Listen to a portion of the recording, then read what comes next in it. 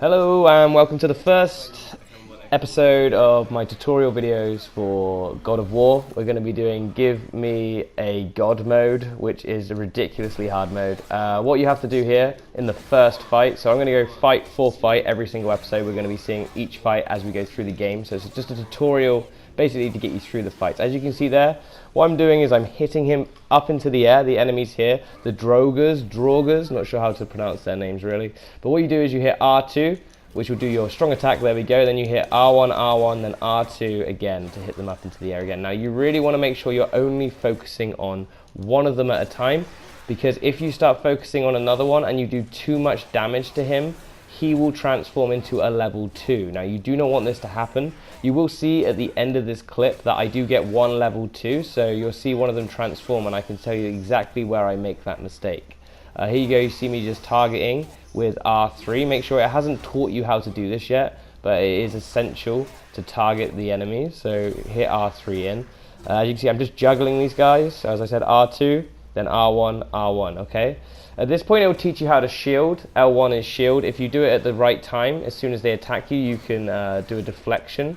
And here you want to line them up. As you can see, I'm trying to line them up. I get hit once here.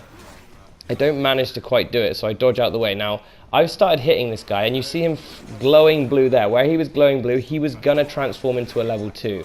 Now, you have to hit him with the strong attack, the R2 attack, hitting him into the air to stop him doing that. You do not want them going to level 2, because then you cannot juggle them anymore. They become immune to being hit into the air at level 2. And you see, I get 3 around me here. I get a little bit overwhelmed, so I'm trying to line them up, and here we go. I line them up perfectly, and I managed to knock the guy back in the background. If you're hitting them at the same time, just keep an eye on their damage.